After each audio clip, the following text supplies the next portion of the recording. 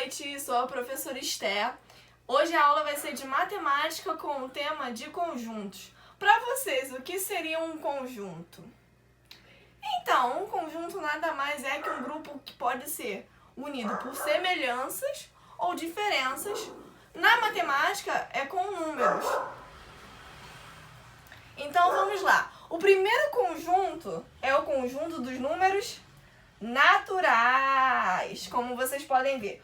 O que seria o grupo dos conjuntos naturais? Seriam os números positivos. Eles são representados pela letra N. O zero também é considerado um número positivo, por ele ser nulo. Quando você quiser usar os números naturais sem o zero, você coloca o sinal do asterisco. Agora vamos para os números inteiros. Agora a gente vai falar dos números inteiros. O que seriam os números inteiros?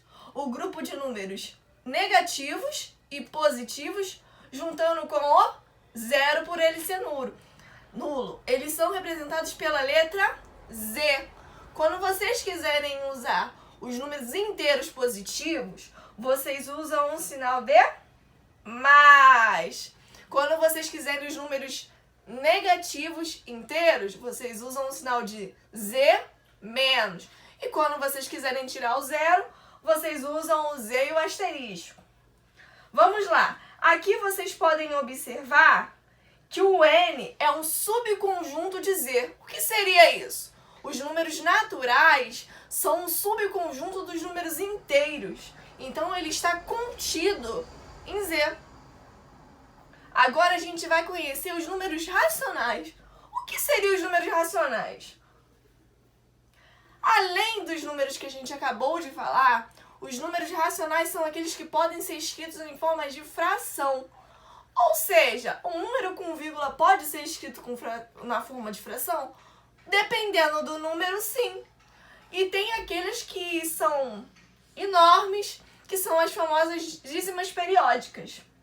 E eles também, vocês têm as dividições, eles são representados pelo Q.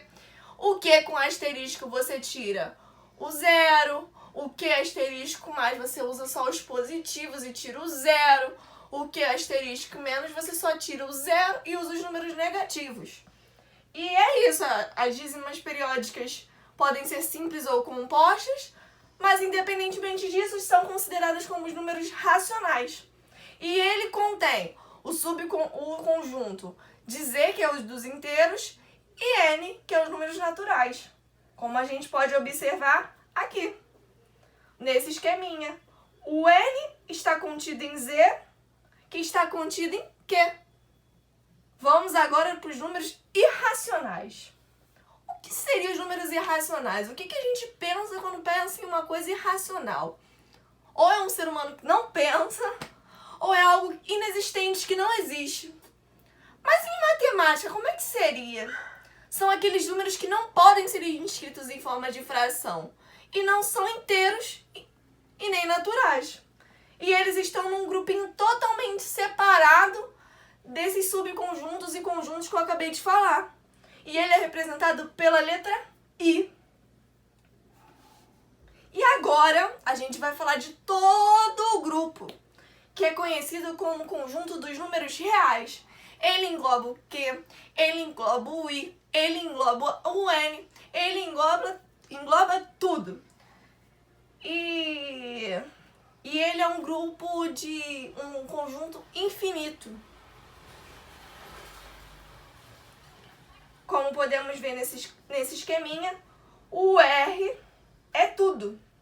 O I está contido em R, mas está separadamente, porque ele não contém nenhum outro nele. Agora a gente vai falar sobre a relação de pertinência. O que seria uma relação de pertinência? É para saber se um elemento pertence ou não pertence a um conjunto. Quando a gente coloca o conjunto A com W, X, Y, Z e pega a letra W, ela pertence a esse conjunto A? Sim, porque ela está dentro daquelas letras que a gente deu no exemplo. Agora a gente pega uma letra J. Ela está no conjunto A? Não está, então ela não pertence ao conjunto. Agora a gente vai saber sobre a relação de inclusão. O que seria uma inclusão? Quando a gente fala em incluir algo, a gente fala em colocar algo no lugar, fazer com que se sinta importante no local. E a inclusão não é nada mais que isso. É se está contido ou não. Está contido ou não está contido. Ou seja, isso é relação de conjunto com conjunto. Não é mais de elemento com conjunto. É tipo os números naturais com os números inteiros. Sabe? Vamos dizer assim, N está contido em I. Ou seja, os naturais estão contidos... em Z. N está contido em Z, que é os números inteiros. O que seria Agora a gente vai falar alguns exemplos de conjunto. O que seria um conjunto vazio? Quando a gente pensa num vazio, a gente pensa em quê? Não tem nada no local. No conjunto vazio é a mesma coisa. Ele pode ser representado por duas chaves e vazio dentro, ou o símbolo de um O cortado. Isso seria um conjunto vazio. O que seria um exemplo? Um conjunto entre o que está contido em 0? Não, está contido não. Está entre 0 e 1. Número natural, entre 0 e 1. Não tem, então seria um quê? Um conjunto vazio. O que seria um conjunto unitário? Qual o número natural que está entre 0 e 2? O número natural seria o 1. Conjunto unitário, um número, um elemento. O conjunto finito. Quando a gente fala sobre finito, é que ele tem um fim. Quando a gente fala sobre um conjunto infinito, a gente fala como se ele não tivesse nenhum fim.